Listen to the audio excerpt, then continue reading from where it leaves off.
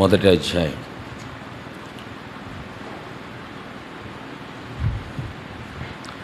ఫిలిప్పీలకు రాసిన పత్రిక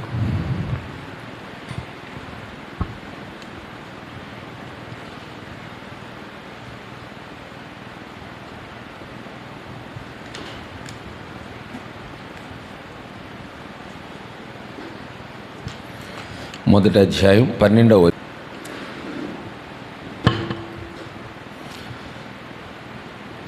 సహోదరులారా, నాకు సంభవించినవి సువార్త మరి ఎక్కువగా ప్రబలమగుటకే సమకూడెనని మీరు తెలుసుకొనగోరుచున్నాను. ఎలాగనగా నా బంధకములు క్రీస్తు నిమిత్తమే కలిగినవని ప్రేతోర్యమును సేనలోని వారికి అందరికీ తక్కిన వారికి అందరికీ స్పష్టమాయను. ప్రియులరా, మరి ఈ మధ్య మరి కొన్ని సెషన్స్లో మరి అపోస్తలుల కార్యాలు ధ్యానం చేశాం. అపోస్తలుడైన పౌలు గారు తన మిషనరీ దండయాత్రలో చాలా అపోస్తలుల కార్యాలు 16వ అధ్యాయాన్ని మనం చూస్తే చాలా భయంకరమైన శ్రమల పాలైనట్టుగా మనం చూస్తాం. పౌలు గారి థీమ్, ఆయన ఆ గుణశీలం మనకు సవాలుగా మనకు కనపడుతుంది. ఫిలిప్పీలకు రాస్తూ ఆయన చెప్పిన ఒక మాట మనం చదివితే, నాకు సంభవించినవి సువార్త మరి ఎక్కువగా ప్రబలమొగుటకే అంటున్నాడు. అంటే అపోస్తలుల కార్యాలకు రండి. ఆయన థీమ్ ఏంటంటే, మనం శ్రమల్ని ఎలా చూస్తాం?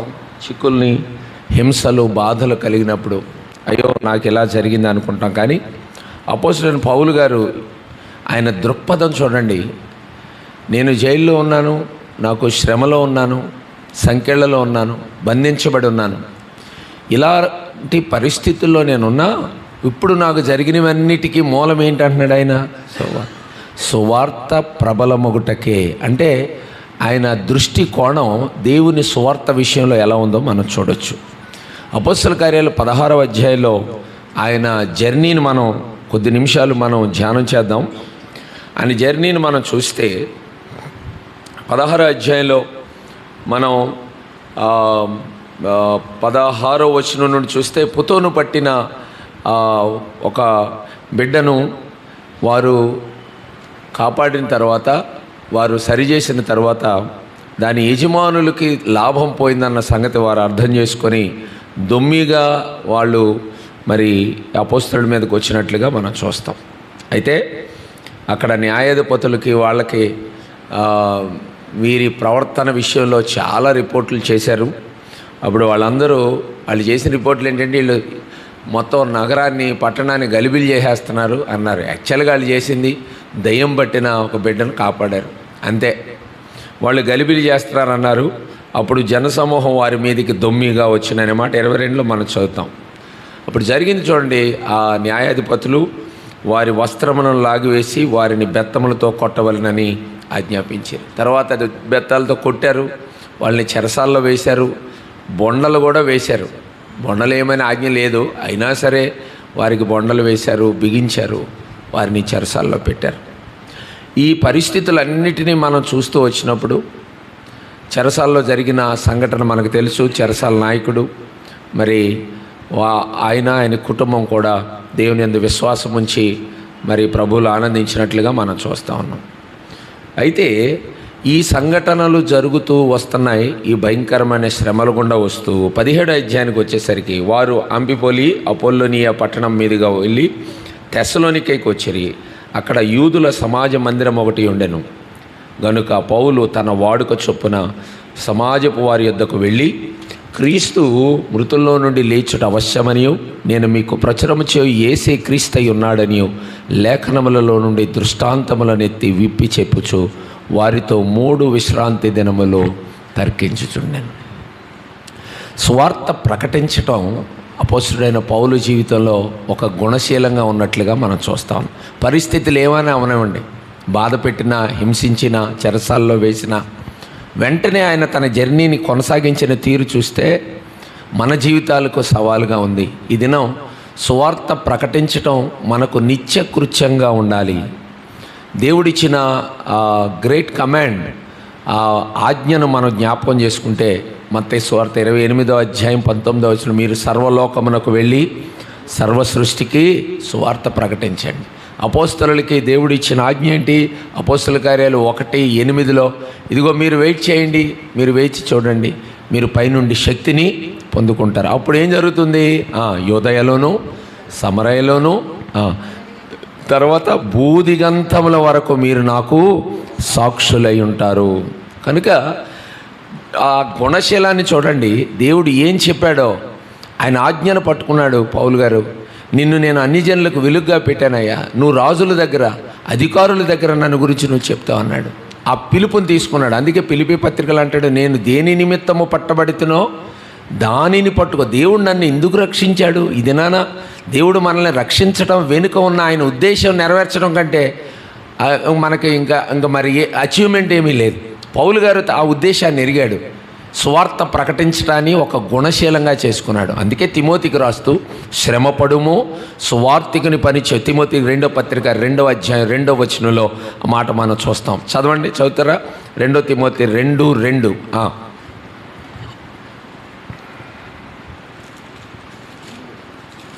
2 తిమోతి 2వ అధ్యాయం 2వ వచనం.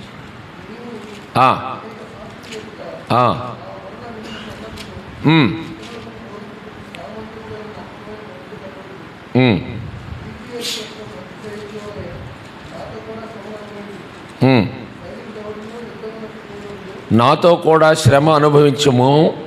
2 తిమోతి క్షమించండి 4:2 అండి. వాక్యమును ప్రకటించుము, సమయమందును అసమయమందును ప్రయాసపడుము, ఉపదేశించుచు ఖండించుము, గద్దించుము, బుద్ధి చెప్పము. కాబట్టి సువార్తికుని పని చేయటం, వాక్యాన్ని బోధించడం, దేవుని సువార్తను ప్రకటించడం, ఈ రోజున అది మన క్యారెక్టర్ అయిపోవాలి. అది మన క్యారెక్టర్ ఏంటయ్యా అంటే దేవుని సువార్తను ప్రకటించడం. ఏ పరిస్థితుల్లో ఉన్నా, ఎక్కడున్నా. మీరు 16వ అధ్యాయంలో అపోస్తలుడైన పౌలు జీవితం మనమైతే ఒక పీడకలండి, దాన్ని మనం జ్ఞాపకం చేసుకోకూడదు అంటాం. కానీ అలాంటి పరిస్థితులు గుండా పౌలు గారు వచ్చినా ఆయన క్యారెక్టర్లో ఏమన్నా తేడా వచ్చిందా? 17వ అధ్యాయానికి వస్తే మళ్ళా మొదలుపెట్టాడు. ఆయన తన వాడుక చొప్పున, అంటే తన వాడుకలో దేవుని సువార్తను ప్రకటించడంలో ఇక ఎలాంటి తేడాలు కానీ, ఆయన బోధ మారటం కానీ, భయపడటం కానీ మనకి ఎక్కడ కనపడదు. తెస్సలోనికయలో ఆ తర్వాత ఇప్పుడు ఒక తెస్సలోనిక అయిన తర్వాత ఇంకో పట్టణం మీద గురి పెట్టడం, ఆ తర్వాత ఏథెన్స్లోకి వెళ్ళటం, బెరయా, ఏథెన్స్, వరుస చూడండి. ఎక్కడికి వెళ్ళినా మీరు ఇక్కడ 17వ అధ్యాయంలో చూస్తే ఈ తెస్సలోనికయల్లో ఘనులైన వారు గ్రీకులు వీళ్ళందరూ వీరితో పాటు కలుసుకున్నారనే మాట ఉంటుంది. ఆ తర్వాత అక్కడ మనం చూస్తే అల్లరి మోకలందరూ కలిసి దొమ్మిగా మళ్ళా ఆయన మీదకి వచ్చారు. దొంగచాటుగా రాత్రిపూట ఆ దాటించేసి బెరయాకు పంపిస్తారు. పోనీ బెరయాలైనా వదిలేరా? వదల్లా. ఆ బెరయాలో అనేక మంది ఘనులైన వారు దేవుని వాక్యానందు విశ్వాసం ఉంచారు. విశ్వాసం ఉంచితే ఈ తెస్సలోనికే నుండి ఆయన బెరయా వెళ్ళి అక్కడ సువార్త ప్రకటిస్తున్నాడని అక్కడోళ్ళు తెలుసుకొని మళ్ళీ అక్కడికి తమ జనుల్ని పంపించారు. ఏ పరిస్థితుల్లోనైనా ఆయన సువార్త చెప్పటం అనే విషయాన్ని ఒక గుణశీలంగా చేసుకున్నాడు. ఎందుకు వచ్చిన తెప్పలరా అనిపిస్తుంది ఏదైనా ఒక టైంలో, ఏదో ఒక బలహీన క్షణంలో. కానీ పౌలు జీవితం మనకు ఎంత ఆదర్శంగా ఉందో చూడండి. ఈ విషయంలో ఆయన రాజీపడలా, వెనక తగ్గకపోగా సంఘాలకు ఉత్తరం రాశాడు. అమ్మా, నేను ధైర్యంగా సువార్త ప్రకటించడం కోసం మీరు నా కోసం చూడండి. ఆ వచ్చిన ఒకటి చదువుదాం. ఎఫెసీలకు రాసిన పత్రిక 6వ అధ్యాయం 19వ వచనం. ఎఫెసీ 6:19. దేని నిమిత్తము రాయబారిన ఈ సంఖ్యలలో ఉన్నానో ఆ సువార్త మర్మమును ధైర్యముగా తెలియజేయుటకు నేను మాటలాడ నోరు తెరిచినప్పుడు దానిని గూర్చి నేను మాటలాడవలసినట్లుగా ధైర్యముతో మాటలాడుటకై వాక్శక్తి నాకు అనుగ్రహింపబడినట్లు నా నిమిత్తము పూర్ణమైన పట్టుదలతో మీరేం చేయాలా? విజ్ఞాపన చేయొచ్చు. ప్రార్థనా సహాయాన్ని కోరాడు. అమ్మ నేను దెబ్బలు తిన్నాను స్వస్థత కోసం, ఆ ప్రార్థనలు కాదు ఆయన అడిగింది. నేను సంఖ్యలలో ఉన్నా, జైల్లో ఉన్నా, మార్గంలో ఎక్కడ ఉన్నా చెప్పవలసిన రీతిగా, ఏ వ్యక్తికి ఎలా సువార్తను బోధించాలో అలా చెప్పవలసిన రీతిగా నేను చెప్పాలంటే నాకు వాక్శక్తి కావాలి. ఆ వాక్శక్తి దేవుడు నాకు అనుగ్రహించున్నట్లుగా. మీరు ఊహించండి, ఇన్ని దెబ్బలు తిన్నాక కూడా సువార్తేనంటే అపోస్తలుడైన పౌలు గారికి అతీత శక్తులు ఏమన్నా ఉన్నాయా? ఏమీ లేవు. ఆయన కూడా సాధారణంగా మనలాంటి వ్యక్తి అనే విషయాన్ని మనం అర్థం చేసుకోగలిగితే, పూర్ణముగా ప్రకటించుటకు, పూర్ణముగా. తిమోతికి కూడా 2 తిమోతి 4:5 నీ పరిచర్య పూర్ణముగా జరిగించు తిమోతి. ఎక్కడ నువ్వు వెనక తగ్గాల్సిన అవసరం లేదు. కాబట్టి ఈ థింకింగ్ మనకు ఉండాలి. అది మన గుణశీలం అవ్వాలి, మన క్యారెక్టర్ అవ్వాలి. సువార్త ప్రకటించడం. మత్తయి సువార్త 22వ అధ్యాయం 39వ వచనం. మత్తయి సువార్త 22వ అధ్యాయం 39వ వచనం.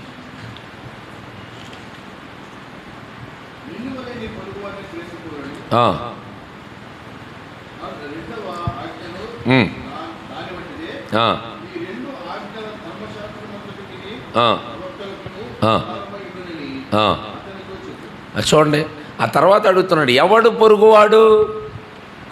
ఎవడండి పొరుగువాడు? మన ఇంటి పక్కన ఉండేవాడా? ఎవడు పొరుగువాడు అనే విషయం మనకు అర్థమయ్యేటట్లుగా చెప్పడానికి యేసుప్రభుల వారు ఆ ఉదాహరణ, ఆ ఉపమానాన్ని చెప్పాడు ఆయన. ఎవడు పొరుగువాడంటే వాళ్ళు ఆన్సర్ చెప్పారు, మంచి సమరయుడే పొరుగువాడు. ఎవడైతే సహాయం చేశాడో వాడే పొరుగువాడు.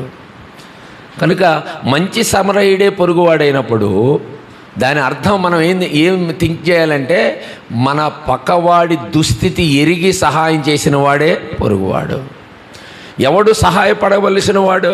ఎవడి మీద పెట్టాలి మన దృష్టి? ఎవరు సహాయంలో ఉన్నారో, ఎవరు నాశనానికి వెళ్తున్నారో, ఎవరు తమ జీవితాన్ని సాతానుకు అప్పగించి ఆ భయంకరమైన శిక్షా విధిలోకి వెళ్ళిపోతున్నారో, ఇంకా దేవుని ప్రేమను అర్థం చేసుకోకుండా ఈ లోకంతో పాటు ఎవరు కొట్టుకొని పోతున్నారో. సామెతల గ్రంథం 24వ అధ్యాయం 11, 12 వచనాలు చదువుదాం.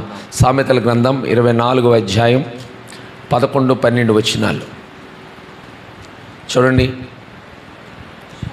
చావునకై పట్టబడిన వారిని నీవు తప్పించుము, నాశనమందు పడుటకు జోగుచున్న వారిని నీవు రక్షింపవా? నీ సంగతి మాకు తెలియదని నీవు అనుకుని ఎడల హృదయములను శోధించువాడు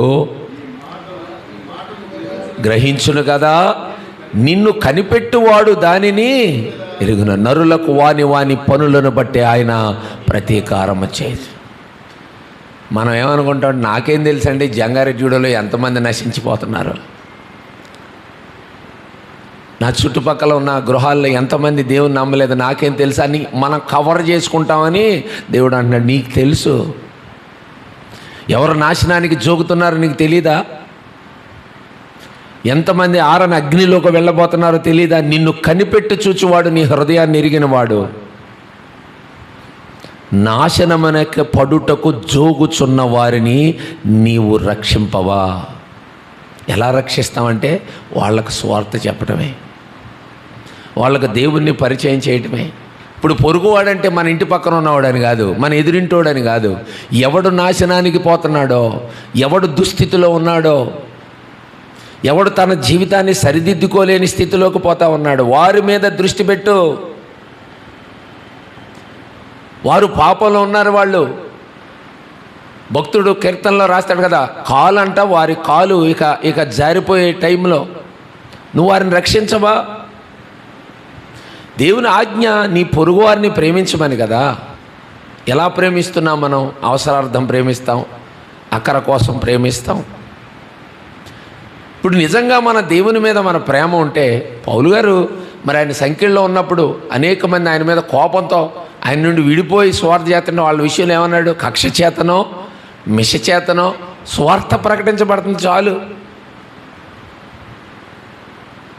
అంటే ఎంత బ్రాడ్ థింకింగో చూడండి మీరు. బ్రాడ్ థింకింగ్, ఎంత విశాల దృక్పథంతో. ఏమైనా సరే నా ప్రభువుని గురించి వాళ్ళు నా మీద కోపంతో చెప్పనే, బాధతో చెప్పనే, వాళ్ళు సువార్త ప్రకటిస్తున్నారు కదా. నా దేవుని మాటలు, నా దేవుని పరిచయాన్ని వాళ్ళు చేస్తున్నారు, చేయనివ్వండి. ఈ రోజున మనం ఎలా రక్షించబడ్డాం? దైవజనుల ప్రార్థన కదా, ఎవరో ఒకరు మనకు సువార్త చెప్పబట్టే కదా, మన కుటుంబం దేవునిలో పెంచబట్టే కదా. అయ్యో నేను నరకానికి వెళ్ళకూడదని మనల్ని మనం ఎంత ప్రేమిస్తామో, ఆజ్ఞ ఏంటి? నిన్ను వలే. మనం నరకానికి వెళ్ళటం మనకి ఇష్టమా? కాదు. నిన్ను వలే అంటే నేను నరకానికి వెళ్ళటం నాకు ఇష్టం లేనప్పుడు నా పొరుగువాడు నరకానికి వెళ్ళటం నేను ఇష్టపడకూడదు. మనం పిండి వంటలు ఇచ్చి పుచ్చుకుంటాం, అరిసెలు ఇచ్చి పుచ్చుకుంటాం, చొరవ తీసుకొని మరి బ్రదర్ టీ తాగుదామా అని అడుగుతాం. కానీ మరి చొరవ తీసుకొని యేసు ప్రభువుని పరిచయం చేస్తున్నావా? ఏ ప్రయత్నమైనా చేస్తున్నావా? దేవుడు ఏం చూస్తాడు తెలుసా? మన హృదయాలు. నాకు తెలుసు మీరు అంటున్నాడంటే ఏం చూస్తాడంటే కనీసం నీ అటెంప్ట్. మనం అనుకుంటాం మనం చెప్పిన వాటిల వల్లే వాళ్ళు రక్షించబడ, మన మాటల వల్ల ఎవడో రక్షించబడ్డా. దేవుని శక్తి అది. పరిశుద్ధాత్ముడు కార్యం చేస్తాడు. ఎప్పుడు చేస్తాడు? నువ్వు నువ్వు అటెంప్ట్ చేస్తే పరిశుద్ధాత్ముడు. లేకపోతే 300 మంది ఒక ప్రసంగానికి ఎలా రక్షించబడతారు చెప్ప? సాధ్యమయ్యే విషయం కాదు. కనుక మొదటిగా సువార్త మన గుణశీలం అవ్వాలి. రెండవదిగా మన పొరుగు వారికి మనం సువార్తను ప్రకటించి వారి దుస్థితి నుండి వారిని బయటికి తేవాలి. మూడవదిగా కొరింథీయులకు రాసిన మొదటి పత్రిక 5:14 ఎందుకు ఈ రీతిగా మనకు సువార్త చేయాలండి? ఎందుకు చేయాలి సువార్త? ఎందుకు ప్రకటించాలి సువార్త అంటే, క్రీస్తు ప్రేమ మమ్మును బలవంతం చేస్తూ ఉంది. దేవుడు నన్ను ప్రేమిస్తున్నాడు. ఆయన ప్రేమను నేను ఎరిగాను. ఆయన ప్రేమలో నేను బ్రతుకుతూ ఉన్నాను. ఇంత ప్రేమను అనుభవిస్తున్నా నేను. ఆయన ప్రేమ నన్ను పుష్ చేస్తుంది, నన్ను ముందుకు తోస్తుంది. ఇప్పుడు దేవుడు యోహాను 3:16 దేవుడు లోకమును ప్రేమించాడు. ప్రేమించి ఏం చేశాడు? నేను మిమ్మల్ని ప్రేమిస్తున్నా, ఆయన ఐ లవ్ యూ అని వదిలేశాడా? తన అద్వితీయ కుమారుని మన కోసం ఇచ్చాడు. ఇప్పుడు మనం కూడా ప్రేమిస్తున్నాం. ప్రేమిస్తే ఏంటి? దానివల్ల ఏంటి అంటే క్రీస్తు ప్రేమ మనల్ని బలవంతం చేయాలి.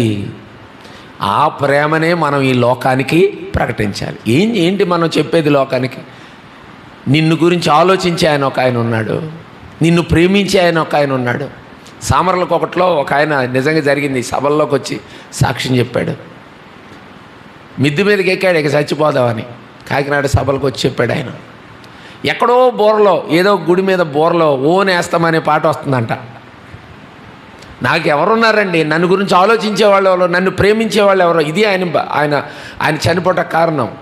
కనీసం నేను చచ్చిపోతే నా గురించి ఏడ్చేవాడు కూడా లేరు. ఎందుకు వచ్చిన జీవితం? ఆ పాటలో ఉంటుంది చాలా, నీవు నమ్మిన వారు మోసంతో నీ గుండెనే చీల్చిన, ఉద్యోగం ఊడినా, వ్యాపారంలో ఓడినా, ఇవన్నీ చెబుతూ వచ్చి నిన్ను ప్రేమించేవారొకరున్నారని వాస్తవం తెలుసునా, నీ స్థితి మార్చువాడు యేసయ్యేనని సత్యం తెలుసు. నన్ను ప్రేమించే దేవుడు, నన్ను ప్రేమించిన దేవుడు నిన్ను ప్రేమిస్తున్నాడు. ఆయన ప్రేమను చెప్పటమే. గలతీయులకు రాసిన పత్రిక 2:20 నేను క్రీస్తుతో కూడా సిలువ వేయబడి ఉన్నాను, ఇక జీవించువాడను నేను కాదు, క్రీస్తే నాయందు ఇక నేను జీవించే జీవితం. అక్కడ ఒక స్టేట్మెంట్ ఇచ్చాడు. ఏమండి చదువుతారా? ఇక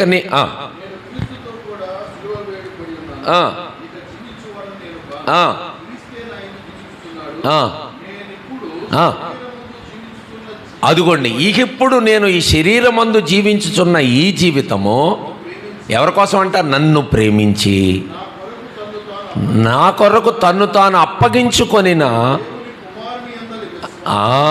నన్ను ప్రేమించాడే, నాకు ప్రేమ చూపించాడే, ఆ ప్రేమను ప్రకటించడమే. అందుకే బైబిల్ గ్రంథంలో సువార్త ప్రకటించు వారి పాదాల గురించి రాశాడండి. పాదాలు మనం లెక్క పెడతాం, అసలు కాలు తగిలితేనే వెళ్ళాలనుకుంటారు కదా. ఇప్పుడు సువార్త ప్రకటించి వారి పాదాలంట సుందరము అన్నాడు, సుందరము అన్నాడు. క్రీస్తునందు ప్రియమైన దేవుని బిడ్డలారా, ఈ రోజున ఆయన చేసుకోవచ్చు, లేకపోతే ఆయన దూతలకు ఆజ్ఞ ఇవ్వచ్చు. ఒక్క నిమిషంలో లోకాన్ని మార్చగలడు ఆయన, అంత శక్తి సంపన్నుడు.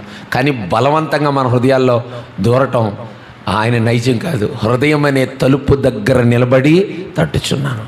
ఇప్పుడు ఆయనకి మౌత్ పీస్ ఎవరయ్యా అంటే మనమే దేవునికి మౌత్ పీస్.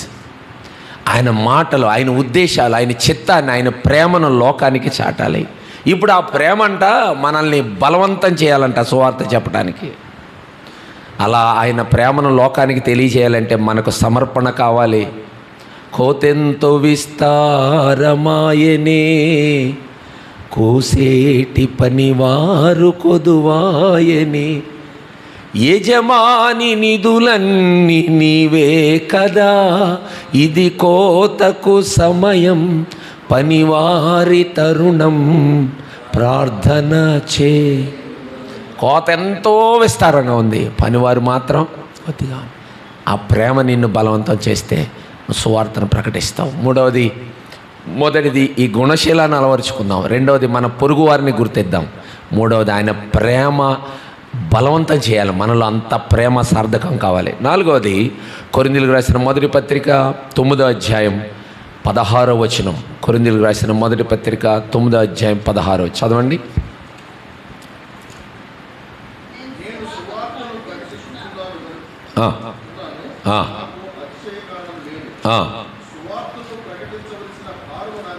సువార్త ప్రకటించవలసిన భారము నా మీద.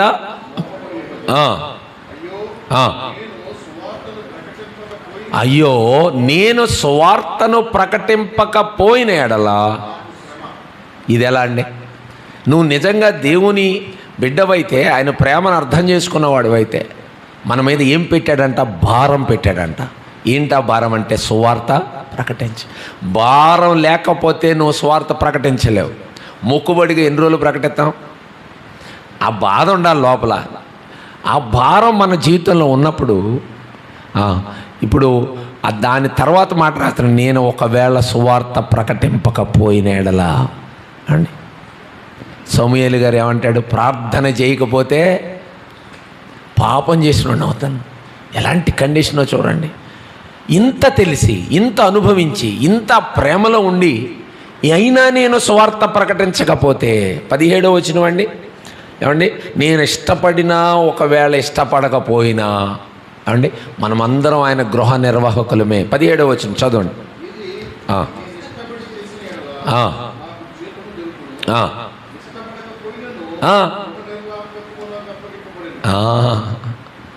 ఇష్టపడి చేస్తే ఏం దొరుకుద్దంట? జీతం దొరుకుద్ది. ఒక దినాన మనం జీతాన్ని పొందుకుంటాం. ఇష్టపడి చేయాలి మనం సువార్త. అయ్యో, నేను ప్రకటించకపోతే నాకు శ్రమ అనుకొని చేయాలి సువార్త. నేను సువార్త చేయగలిగిన స్థలాంతులు నాకు ఉండి కూడా నేను సువార్త ప్రకటించకపోతే శ్రమేగా. మరి సోమరివైనా చెడ్డదాసుడా అన్నాడు అని వదిలిపెట్టేశాడా? ఈయన తీసుకెళ్ళి నువ్వు ఆ తలాంతును కలిగి ఉండి, చెప్పగలిగిన తలాంతును కలిగి ఉండి, నేను ఇష్టపడి చేస్తే నాకు చేత ఉంది, ఇష్టపడకపోయినా గృహ నిర్వాహకుడిని నేను. ఆ భారం ఎందుకు ఆ పదం అన్నాడంటే, నిజంగా గృహ నిర్వాహకుడైతే నువ్వు నీ పొరుగువాడికి, నీ తోడువాడికి నువ్వు కావలివాడు అవుతావు కదా. వాడికి ఏమైనా బోరద్వని వాడికి వినిపించకపోతే హెచ్కేల్లో చెప్తాడుగా, వాడి బాధ్యత ఎవరిదవుద్ది? నీదే అవుద్ది. క్రీస్తునందు ప్రియమైన దేవుని బిడ్డలారా, అందుకే సువార్తను భారంతో ప్రకటించాలి. కొంతమంది నేను చూస్తూ ఉంటాను, వాళ్ళు ప్రసంగం ఎలా చెప్తారంటే, ఈ ఎదురు కూర్చున్న వాళ్ళందరూ ఇప్పుడుకిప్పుడు మారిపోవాలన్నట్టు చెప్తుంటారు. ఒకళ్ళు ఆ తృష్ణ కనపడద్ది, మొక్కుబడిగా కాదు, ఆ భారం. రోమీయులకు రాసిన పత్రిక 15వ అధ్యాయం 18 నుండి చూడండి. రోమా 15:18.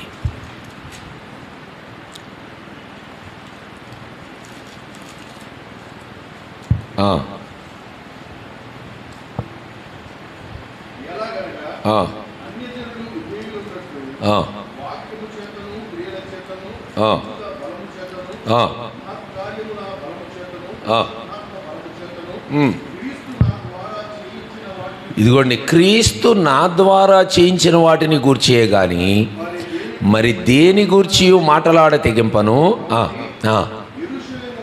మొదలుకొని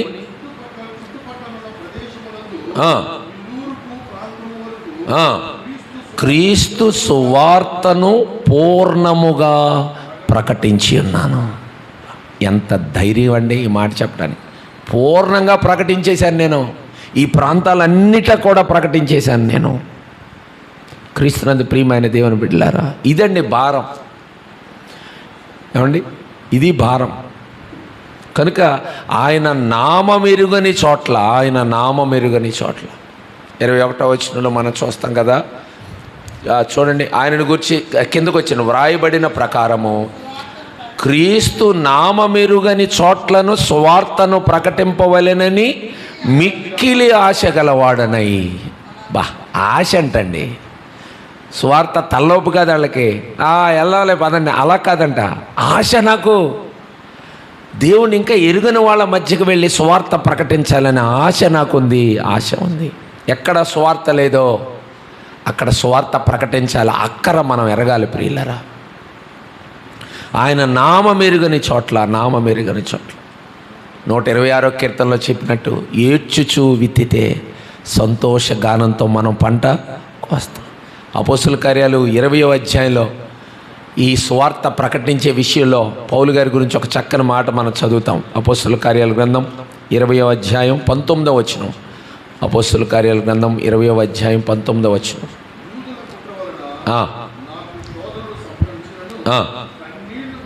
కన్నీళ్లు విడిచుచు పూర్ణమైన వినయభావముతో ప్రభువును సేవించుచుంటినో మీకే. 24వ వచనం. దేవుని కృపా సువార్తను గూర్చి సాక్ష్యమిచ్చుట యందు నా పరుగును, నేను ప్రభువైన యేసు వలన పొందిన పరిచర్యను తుదముట్టించవలెనని. ఈ కృపా సువార్త నేను ప్రకటించే విషయంలో ఎలాగైనా నేను తుదముట్టించాలి. అందుకే ఆయన తిమోతి 4:7 అంటున్నాడు, మంచి పోరాటము. ఆయన జీలు ఒకటే జీలు. అందుకంటాడు, బ్రతుకుట క్రీస్తే. ఇక నేను బ్రతికేనా యేసు ప్రభు కోసమే నేను ప్రాణాలు లెక్క చేయలేదు. కన్నీళ్లు విడిచాడు, కన్నీళ్లు విడుస్తూ నేను ఈ సువార్త చేశాను. సొంత ప్రజల కొరకు ఎంత భారంతో ఆయన ప్రార్థన చేశాడో రోమా 9:1, రోమా 10:1లో మనం చదువుతాం. తన జాతి విషయంలో పౌలు గారి భారాన్ని మనం అక్కడ చూస్తాం. ఇశ్రాయేలు రక్షణ కొరకు వారికి సువార్త చెప్పడమే కాదంట, వారి కోసం ఆయన ప్రార్థన, వారు రక్షించబడే వరకు ప్రార్థన చేయడం. ఏమండి, ఇది మామూలు విషయం కాదండి. రక్షించబడే వరకు అంటే ఒక బిడ్డను కడుపులో మోసి 9 నెలల్లో ఆ బిడ్డను కనడం అనే మాటతో పోల్చాడు అక్కడ. మిమ్మల్ని ఎలా కన్నానో తెలుసా నేను?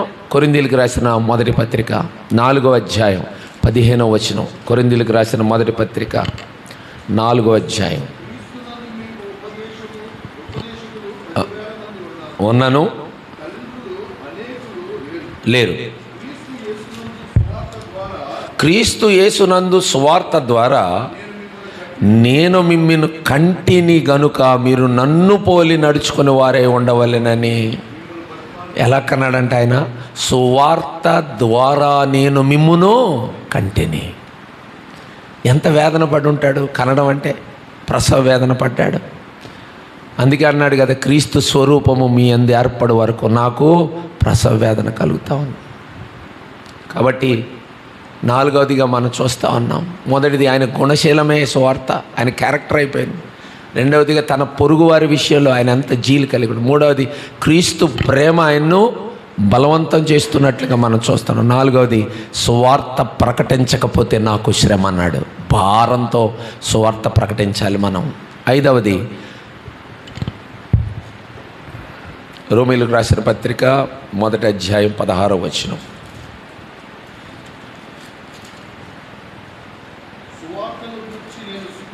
సువార్తను గూర్చి నేను సిగ్గుపడు వాడను కాదు, ఎలయనగా నమ్ము ప్రతివానికి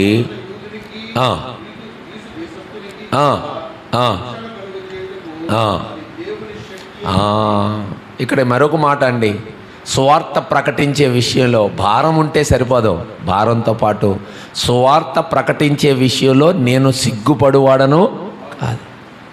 ఎందుకు సిగ్గుపడను అంటే, సువార్త అనేది నాకు శక్తి. అది సువార్త ప్రకటించడం కూడా శక్తి అనంటండి. సువార్త విషయంలో నువ్వు ఎప్పుడైనా సిగ్గుపడుతున్నావంటే ఆ శక్తి నీలో లేదని అర్థం.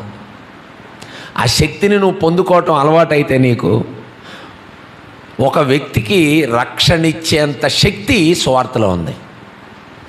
లోకంలో అంత శక్తి దేంట్లో అన్న మనం చూస్తామా? ఒక త్రాగుబోతున్నాడండి, వాడిని మీరు మార్చండి చూద్దాం, రోజు తాగేవాడిని. దేవుని సువార్త పనిచేస్తే ఎంత శక్తి రిలీజ్ అవుతుందో చూడండి. వాడు తన తాగుడు మానేస్తాడు. డాక్టర్లు కూడా సిట్టింగ్స్ అంట. తాగుడు మానే వాళ్ళకి కొంచెం తగ్గించి మానటం అంటే ఏంటి అనుకుంటున్నారు మీరు? వైద్యం ఒక్కరోజు మానితే ఫిట్స్ వస్తాయంట. కానీ మీరు చూడండి ఎన్ని సాక్ష్యాలు మనం వినొచ్చంటే, పచ్చి త్రాగుబోతులు, దొంగలు. స్టువార్ట్పురం అబ్బాఖాన్ గారు, స్టువార్ట్పురం సుధాకర్ గారు, ఇలా సాక్ష్యాలు విన్నారు మీరు. దేవుని సువార్త ఆ గజ దొంగల్ని ఎలా మార్చగలిగిందంటే, సువార్తలో ఏముంది? శక్తి ఉంది. ఏంటా శక్తి అంటే యేసుక్రీస్తు మరణం, యేసుక్రీస్తు భూస్థాపన, యేసుక్రీస్తు పునరుద్ధానం. ఆయన నా కోసం ఈ లోకానికి వచ్చి నా కోసం మరణించాడు, సమాధి చేయబడ్డాడు, 3వ దినాన తిరిగి లేపాడు. ఆయన మన పాపముల నిమిత్తము మరణించి తిరిగి లేచాడు. దీనిలో శక్తి ఉంది. లోకానికి ఎలా ఉందంట? కొరింథీ 1:21 ఏమండి? సిలువను గూర్చిన వార్త నశించుచున్న వారికి వెర్రిత అయినా పర్వాలా, వాళ్ళకు వెర్రితనం అయినా పర్వాలా. నిన్న ఒక వీడియో పంపారు మన కుర్రోళ్ళు, వాళ్ళు సువార్త దండయాత్ర చేసుకుంటూ వెళ్తున్నారు. మీరు నమ్మరు, ఒక 5-6 ప్లేట్లు పట్టుకొచ్చి ఒక టైంలో మోడీ గారు కొట్టమన్నాడే. ఎవరో మోడీ గారేనా? ఆ ప్లేట్ల మీద గ్లాసులతో కొట్టేస్తున్నారంటే డంక డంక డంక డంక డంక డంక అంటే వీళ్ళ మాటలు వినపడకూడదని. మనల్ని ఏమంటలా వాళ్ళు, మీరు సువార్త ప్రకటించొద్దురా మిమ్మల్ని కొడతామని ఏమంటలా. వీళ్ళు ఎటు వెళ్తాడు వీడు ప్లేట్ వచ్చి కొట్టేస్తున్నాడు చెవుల్లో. మనుషులకి ఎలా ఉంటుందంట సువార్త? వెర్రితనం. కానీ మనకేంటంటే అది దేవుని శక్తి. ప్రియులారా, కనుక అది ప్రకటన. నీకు వాళ్ళకు వెర్రితనంగా ఉన్నా సరే నువ్వు ప్రకటించు చాలు. ఏమండి? ఆ శక్తిని చూస్తావు. నువ్వేం సిగ్గుపడాల్సిన అవసరం లేదు. ఏమండి? నేను సిగ్గుపడక.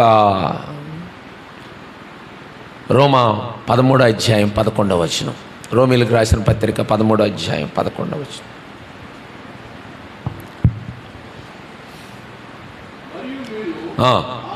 కాలమునెరిగి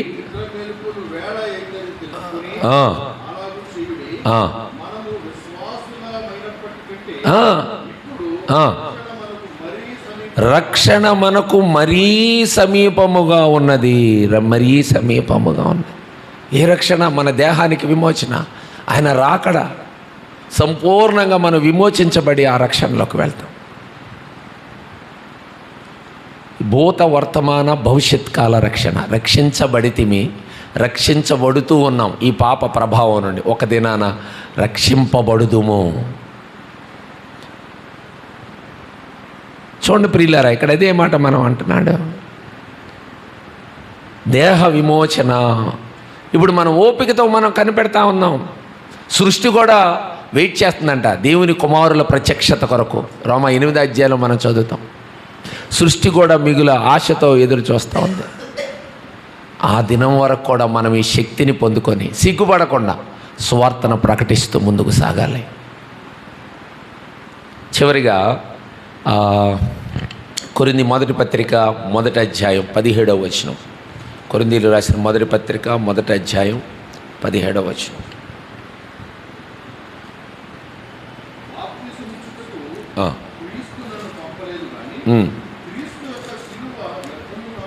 క్రీస్తు యొక్క శిలువ వ్యర్థము కాకుండానట్లు వాక్చాతుర్యము లేకుండా సువార్త ప్రకటించుటకే ఆయన నన్ను పంపెను.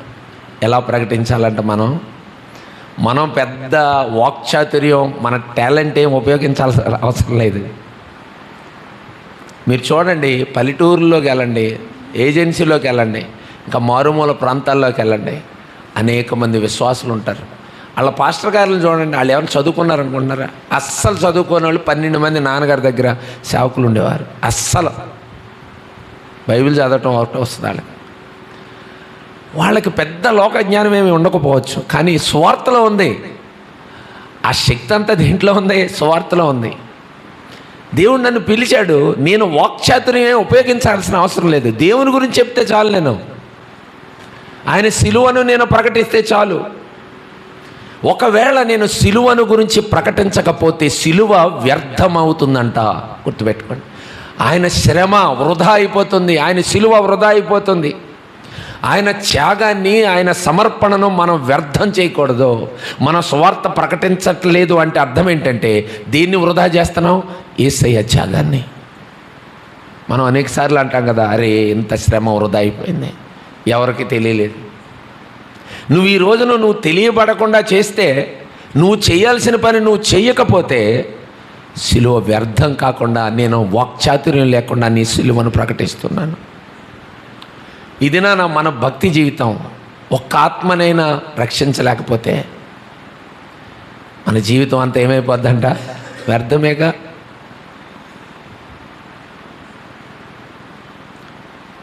ముద్దుగా పెంచాడు ముద్దుగా ఉండకు, మొదమెంతో ఉంచాడు మోడు బారి లొంగకు.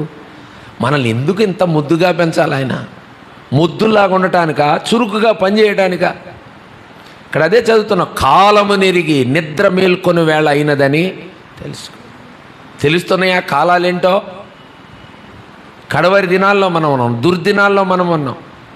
సాతాను వేగంగా పని చేసుకుంటూ వెళ్ళిపోతున్నాడు. ఆడు తనకున్న సమయము, ప్రకటన 12:12, వాడు తనకున్న సమయము కొంచెమే, వాడు చాలా స్పీడ్గా ఉన్నాడు. ఇదివరకు ఎక్కడైనా దండయాత్రలు చేసేవాళ్ళం, ఇప్పుడు చేయనెత్తనారా? అయినా చేస్తున్నాం అనుకోండి, మనం ఎందుకు ఆగుతాం? నేను మా సేవకులతో అంటున్నా, ఏరా బాబు మనల్ని ఎవడన్నా కొడితే బాగుండు. ఇప్పుడు దాకా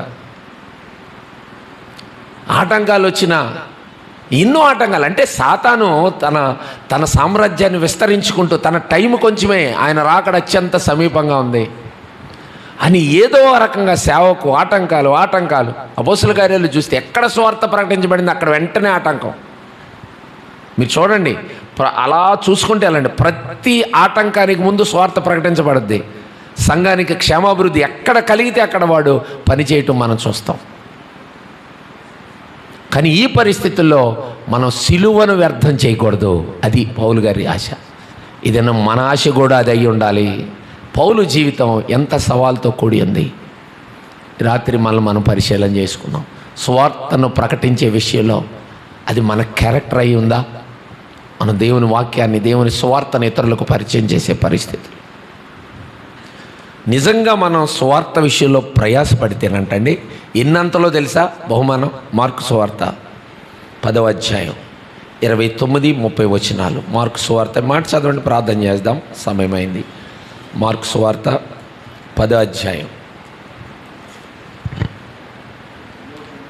29-30.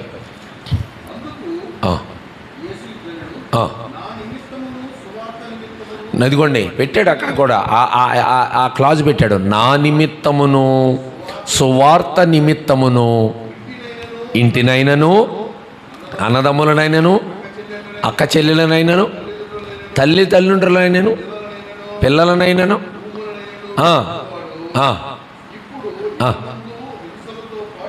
ఇహమందు హింసలతో పాటు ఎన్నంతలంట? నూరంతలుగా. నువ్వు ఒకంత ప్రయాసపడ్డావేమో, ఒకంత పోగొట్టుకున్నావేమో. దేవుడు ఎన్నింతలు ఇస్తాడు? రావూరి రంగయ్య, రావూరి లక్ష్మి అన్నదమ్ముల చరిత్ర తెలుసుగా మీకు. ముందు తమ్ముడు నమ్ముకున్నాడు, వెలేశారు వాళ్ళు, మంచి ఇలా కొట్టుకుంటా ఇంటింటికి వెళ్తారు ఆ కుటుంబం. ఆయన బయటికి వెళ్ళిపోయి అన్నీ వదిలేశాడు. అప్పుడు మిషనరీస్ వర్క్ చేసే రోజుల్లో ఆయన ఒక పాట రాశాడు, అన్నా మన యేసు ప్రభుని కన్నా మిన్న ఎవరున్నారు అని. ఆ తర్వాత అన్నయ్య కూడా సువార్త ప్రకటించబడి, మీరు ఆయన రాసిన పాట మన అందరికీ తెలుసు, రంగయ్య గారు రాసిన పాట. తమ్ముడి దగ్గరికి వచ్చి యేసు ప్రభుని తెలుసుకున్నాక ఆయన రాశాడు ఆ పాట, ఈలాటిదా యేసు ప్రేమ. ఏమండి,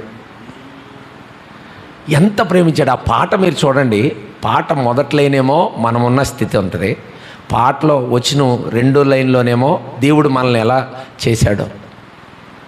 మొదటి లైన్లో ఉదాహరణకి పనికి మాలిన వాడా అంటే నేను ఎలా ఉన్నాను, దోషవర్తనుడైన నేను, చీకట్లో ఉన్న నేను, నా స్థితిది. ఆ 2వ పాదంలోనేమో దేవుడు నన్ను ఏం చేశాడు. సువార్తలు ఎంత శక్తి ఉందండి, ఎంత శక్తి. పాటలు రాశారు వాళ్ళు, ఎంతమంది హృదయాలను కదిలించినాయి పాటలు.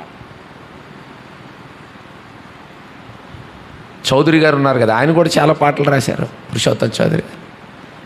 భిక్షాటన చేసుకునే రోజుల్లో భిక్షాటన, ఒకరోజు అలా భిక్షాటన చేస్తూ సువార్త ప్రకటిస్తూ వాళ్ళ ఇంటికి వచ్చాడు. అందరూ వదిలేశారు, ఆయన విడిచిపెట్టేసి తోసేశారు ఇంటి బయటికి. ఆయన భార్య చూసి గుర్తుపట్టి దగ్గరికి వచ్చాక చేతిలో పులిహార ఉంది, వేద్దామని తెచ్చిన పులిహారి. ఆ పులిహారి ఆ పక్కనే పశువులు కొట్ట ఉంటే ఆ పేడలో వేసి తీసుకొని తినమంది. అప్పుడు ఆయన రాసుకున్నాడు ఒక పాట.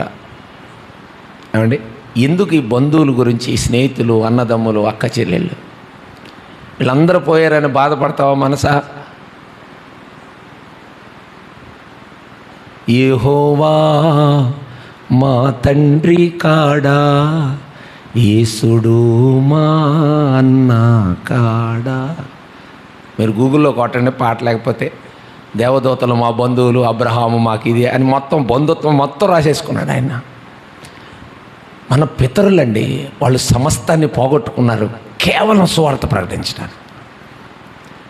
ఇక్కడ అంటున్నాడు, నా నిమిత్తం నువ్వు ఏదైనా పోగొట్టుకుంటే 100 అంతలు ఇస్తాను నీకు, నేను 100 అంతలు ఇస్తాను. పౌలు గారి జీవితాన్ని ఒకసారి పునశ్చరణ చేసుకుందాం. సువార్త ప్రకటించడం నా జయం, నా క్యారెక్టర్.